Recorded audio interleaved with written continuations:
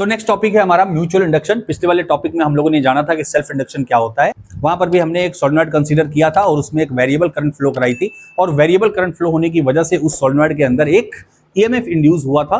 तो उस प्रोसेस को हम लोगों ने सेल्फ इंडक्शन कहा था। यहाँ पर म्यूचुअल इंडक्शन में आप देख पा रहे हैं कि जैसा कि हमारे पास दो सोलेनॉइड रखी हुई हैं, मैं यहाँ पर जो पहली वाली सोलेनॉइड है इसमें कोई करंट फ्लो कराऊंगा जिसको मैंने नाम दिया I1। यहां पर मैं I1 करंट फ्लो कराऊंगा, तो हमको ये पता है कि जैसे ही मैं इसमें करंट फ्लो कराऊंगा ये करंट की डायरेक्शन क्या होने वाली है, इस डायरेक्शन में। और जो करंट की डायरेक्शन है इसके बिहाफ पर यहां पर जो मैग्नेटिक फील्ड की डायरेक्शन है वो मैं पता कर सकता हूं कैसे, राइट हैंड थंब रूल का यूज करूंगा। इस डायरेक्शन में फिंगर्स को कर्ल किया, जिस डायरेक्शन में हमारी थंब है उस डायरेक्शन में मैग्नेटिक फील्ड होगी, यानी कि लेफ्ट से राइट की डायरेक्शन में हमारी मैग्नेटिक फील्ड होगी।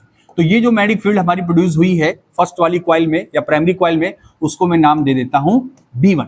अब देखिए ये जो यहां पर मैग्नेटिक फील्ड प्रोड्यूस हुई है, ये मैग्नेटिक फील्ड इसके पास में रखी हुई एक दूसरी सोलेनॉइड से भी पास होगी, और यहां से इस दूसरी वाली कॉइल से जब मैग्नेटिक फील्ड पास होगी तो इस दूसरी वाली कॉइल के एंड के अक्रॉस मैग्नेटिक फ्लक्स में क्या आएगा, चेंज आएगा। कितना चेंज आएगा, तो मैं वो कहूंगा φ2, यानी कि φ2 फ्लक्स में चेंज आया। और ये φ2 कितना होने वाला है, तो ये φ2 होने वाला है NB1A। B1 क्यों कहा, क्योंकि ये प्राइमरी कॉइल जो पहली वाली कॉइल है उसमें जो प्रोड्यूस हुई मैग्नेटिक फील्ड है उसकी वजह से यहां पर मैग्नेटिक फ्लक्स में चेंज आ रहा है। और यहां पर जब मैग्नेटिक फ्लक्स में चेंज आएगा तो ये जो दूसरी वाली कॉइल है इसमें एक ईएमएफ इंड्यूस होगा। अगर मैं आपसे कहूं कि ये जो फ्लो होने वाली करंट है वो क्या है, कांस्टेंट है, तो ये जो प्रोड्यूस होने वाली मैग्नेटिक फील्ड है वो भी कांस्टेंट होगी, और ये जो चेंज आएगा मैग्नेटिक फ्लक्स में वो भी कांस्टेंट होगा, यानी कि जो इंड्यूस होने वाला ईएमएफ होगा वो कुछ ही टाइम पीरियड के लिए होगा। लेकिन अगर मैं यहां पर क्या कर दूं, ये जो हमने करंट यहां पर फ्लो कराई है यानी कि I1, अगर मैं इसमें वेरिएशन करता हूं, यानी कि अगर मैं इस प्राइमरी वाली कॉइल में जो फ्लो होने वाली करंट है उसको अगर चेंज करता हूं, तो जाहिर सी बात है जो B1 की वैल्यू है यानी कि जो प्रोड्यूस होने वाली मैग्नेटिक फील्ड है उसमें भी क्या आएगा, चेंज आएगा। और अगर यहां पर देखिए B1 में चेंज आता है तो किसमें चेंज आएगा, भाई दूसरी वाली कॉइल से जो पास होने वाला फ्लक्स है उसमें भी चेंज आएगा। ओवरऑल यहां पर मैं कह सकता हूं कि अगर मैं पहली वाली कॉइल में फ्लो होने वाले करंट को इंक्रीज करता हूं तो इससे प्रोड्यूस होने वाली मैग्नेटिक फील्ड भी इंक्रीज होगी, जिससे कि दूसरी वाली कॉइल से पास होने वाला जो मैग्नेटिक फ्लक्स है वो भी इंक्रीज होगा। इंक्रीज होगा इट मींस कि चेंज आएगा, और चेंज आएगा तो ईएमएफ इंड्यूस होगा। डन, यानी कि मैं यहां से क्या कह सकता हूं, डायरेक्टली ये कह सकता हूं कि ये जो I1 है वो डायरेक्टली प्रोपोर्शनल है किसके,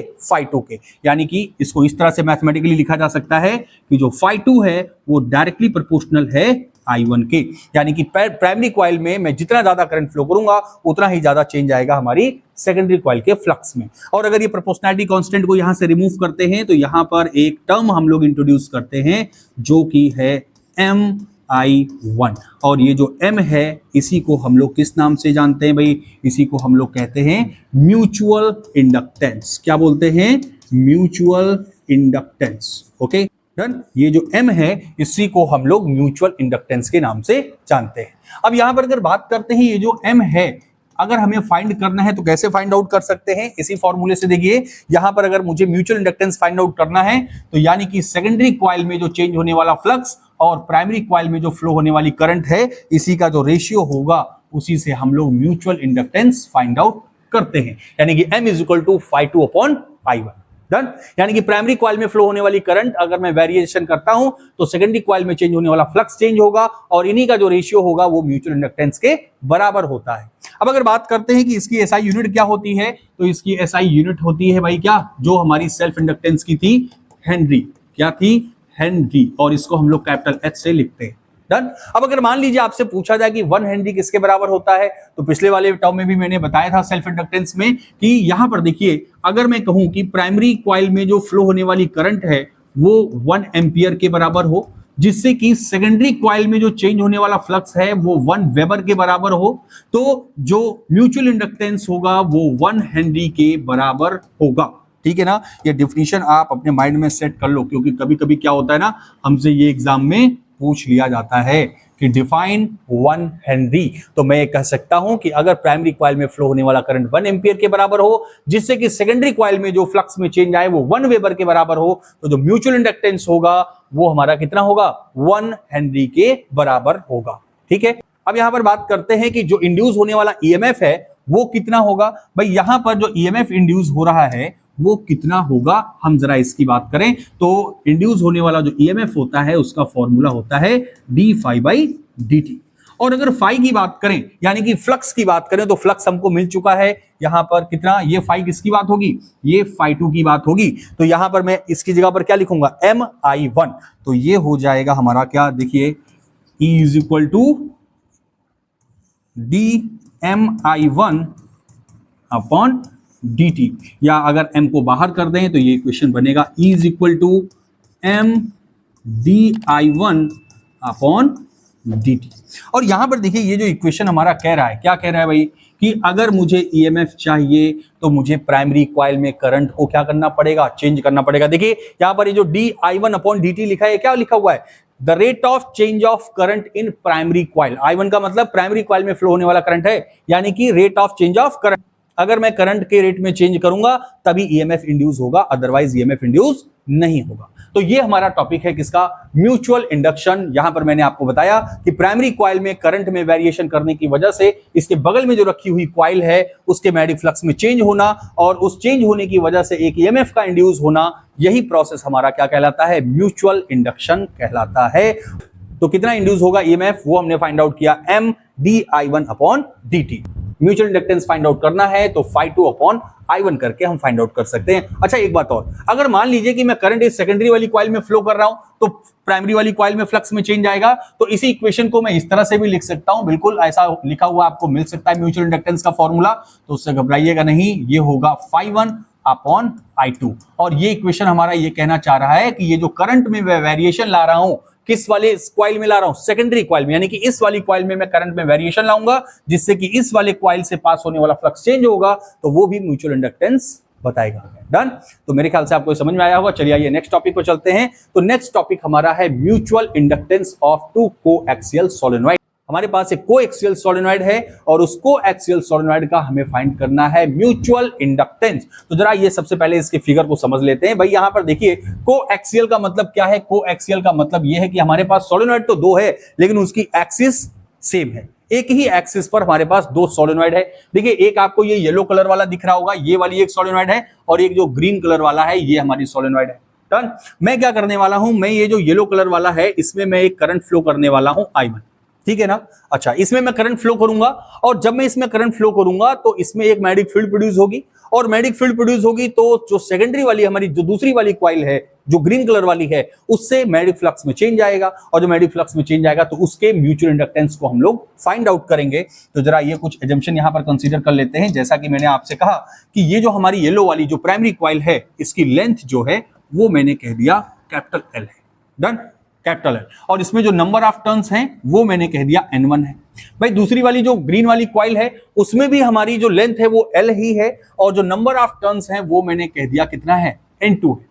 अच्छा दोनों का जो क्रॉस सेक्शन एरिया है वो भी मैंने मान लिया कि A है। इसका मतलब कि यहां पर जो क्रॉस सेक्शन एरिया और जो लेंथ है ये दोनों हमारी जो कोएक्सियल सोलेनॉइड्स हैं उनका इक्वल है, लेकिन नंबर ऑफ टर्न्स जिसमें मैं करंट फ्लो कर रहा हूं उसमें N1 है, जिसका हमें म्यूचुअल इंडक्टेंस फाइंड आउट करना है उसका N2 है, ठीक है ना। अब यहां पर हमको फाइंड करना है म्यूचुअल इंडक्टेंस। तो म्यूचुअल इंडक्टेंस का फॉर्मूला क्या होता है, हमने अभी भी पढ़ा था, M इज इक्वल टू क्या होता है, phi2 अपॉन I1।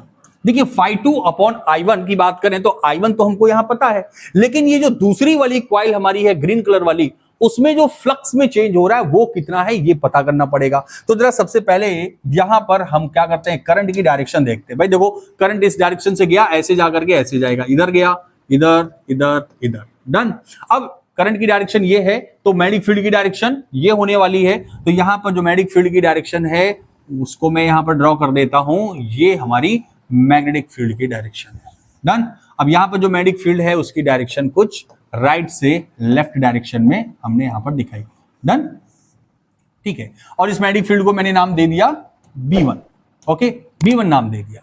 अब यहां पर भाई देखिए जो पहली वाली कॉइल में करंट फ्लो होने की वजह से जो मैग्नेटिक फील्ड B1 प्रोड्यूस हुई है वो B1 magnetic field line secondary वाली कॉइल से भी तो पास होगी, और अगर सेकेंडरी वाली कॉइल से पास होगी तो उसमें मैग्नेटिक फ्लक्स में चेंज आएगा, और उसमें मैग्नेटिक फ्लक्स में अगर चेंज आएगा तो एक ईएमएफ इंड्यूस होगा, और वो जो ईएमएफ इंड्यूस हो रहा है वो किस डायरेक्शन में होगा, तो भैया वो करंट के अपोजिट डायरेक्शन में होगा। क्योंकि हमने लेंज में पढ़ा था कि लेंज ने बताया था जो ईएमएफ होता है वो अपने इंड्यूस होने का ही अपोज करता है। भाई करंट की डायरेक्शन हमारी ये है, ये हमारी करंट की डायरेक्शन है, तो इंड्यूस होने वाला ईएमएफ इसके अपोजिट डायरेक्शन में होगा। तो ये मामला सेट हो गया। ओवरऑल मुझे क्या करना है भाई, मुझे φ2 की वैल्यू चाहिए, यानी कि दूसरे वाले कॉइल से पास होने वाला जो फ्लक्स है वो मुझे चाहिए। तो भाई फ्लक्स क्या होता है भाई, देखो यहां पर अगर मैं φ2 की बात करूंगा तो ये हो जाएगा NB1A, B1.A ये होगा हमारा। अच्छा कॉस थीटा की भी बात कर लें, इसी को मैं लिख सकता हूं NB1A cos थीटा। तो cos थीटा किसके बीच का एंगल है भाई,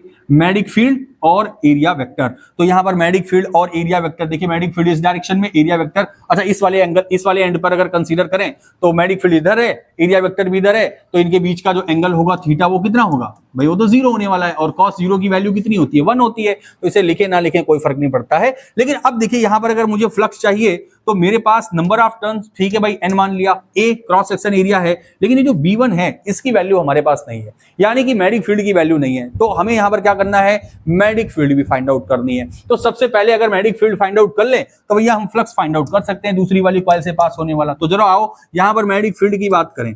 तो हमने ये पढ़ा था किसमें, फोर्थ वाले चैप्टर में, कि कोई भी सॉलिनॉइड है जैसे ही मैं उसमें करंट फ्लो करता हूं उसकी एक्सिस के अलावा मैग्नेटिक फील्ड प्रोड्यूस होने लगती है। लेकिन वो उसका मैग्नीट्यूड कितना होता है, तो उसका मैग्नीट्यूड जो आया था वो आया था म्यू नॉट एन आई के बराबर, ठीक है। और ये आई क्या थी, I1 था। अब यहां पर ये जो n लिखा हुआ है ना, n का मतलब क्या था, n का मतलब था number of turns in a unit length, यानी कि एक यूनिट लेंथ में कितने नंबर ऑफ टर्न हैं। और ये फाइंड आउट करने के लिए हम लोग यूज करते हैं n is equal to total number of turn in the solenoid upon total length of the solenoid, यानी कि small n is equal to capital N upon L, यानी कि एक यूनिट लेंथ में कितने नंबर ऑफ टर्न्स हैं वो हम यहां से बता सकते हैं। तो यहां पर मैं B1 को क्या लिख सकता हूं भाई, B1 is equal to mu naught N, और ये N किसकी बात कर रहा है, N1 की बात कर रहा है, क्योंकि मैं यहां पर प्राइमरी कॉइल में प्रोड्यूस होने वाले मैग्नेटिक फील्ड की बात कर रहा हूं। तो ये होगा N1 I1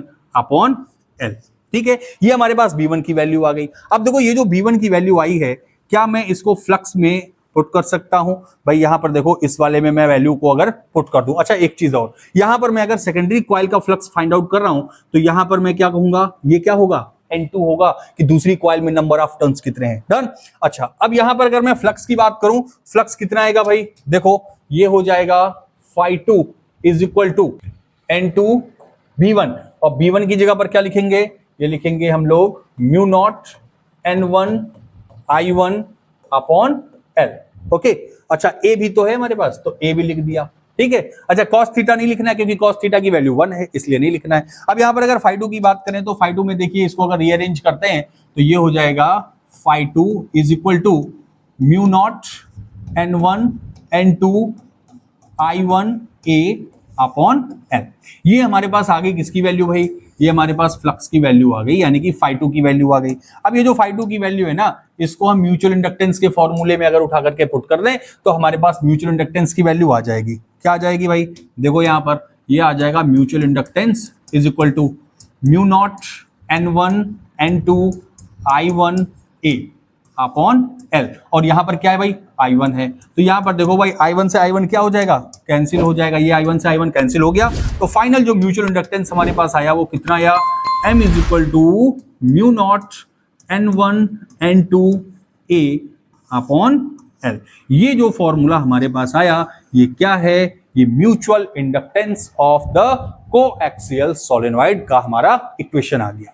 लेकिन अब अगर बात करते हैं कि मैं क्या करूं, इस सोलेनॉइड के अंदर, कोएक्सियल सोलेनॉइड के अंदर कोई भी मटेरियल अगर रख देता हूं, ठीक है ना, यानी कि ये जो म्यूचुअल इंडक्टेंस है भाई किन किन फैक्टर्स पे डिपेंड करता है, तो हमने बात किया था सेल्फ इंडक्टेंस वाले में भी। ये जो म्यूचुअल इंडक्टेंस होता है ये डिपेंड करता है यहां पर सोलेनॉइड में नंबर ऑफ टर्न्स, किस पे डिपेंड करता है, नंबर ऑफ टर्न्स पे, इसके क्रॉस सेक्शन एरिया पर, और यहां पर क्या था, मैग्नेटिक परमेबिलिटी ऑफ स्पेस या फिर मैग्नेटिक परमेबिलिटी ऑफ मटेरियल। यानी कि अगर मैं इसके अंदर कोई भी मटेरियल पुट कर देता हूं तो जो म्यूचुअल इंडक्टेंस है उसकी वैल्यू चेंज हो जाएगी। तो यहां पर मैं ये कह सकता हूं कि if we put any material inside the solenoid then mutual inductance is, यहां मैं इक्वेशन लिख दे रहा हूं, इसका इक्वेशन क्या होगा, वो होगा M is equal to mu N1 N2 A/L, ठीक है ना। यानी कि अगर इस सोलेनॉइड के बीच मैं कोई भी मैग्नेटिक मटेरियल रख देता हूं तो जो म्यूचुअल इंडक्टेंस होगा वो डिपेंड करेगा उस मटेरियल के मैग्नेटिक परमिएबिलिटी पर, ठीक है ना। देखिए अंतर कितना है, यहां पर magnetic permeability of free space है और ये मैग्नेटिक परमिएबिलिटी है, और ये किस पर डिपेंड करता है, ये मटेरियल पर डिपेंड करता है। जो भी मटेरियल मैं इसके अंदर पुट करूंगा उसकी मटेरियल पर, नेचर पर डिपेंड करता है, ठीक है ना। तो मेरे ख्याल से आपको समझ में आया होगा। आज हम लोगों ने दो टॉपिक किया। सबसे पहला हमने देखा म्यूचुअल इंडक्शन क्या होता है, तो आपने देखा कि एक कॉइल रखी थी, इसमें मैंने करंट में वेरिएशन किया जिससे कि मैग्नेटिक फील्ड प्रोड्यूस हुई और मैग्नेटिक फील्ड इसके बगल में रखी हुई कॉइल से भी पास होने लगी, और जब ये इससे पास होने लगी तो इसमें फ्लक्स में चेंज आया, और फ्लक्स में चेंज आने की वजह से इसमें एक ईएमएफ इंड्यूस हुई, ठीक है ना।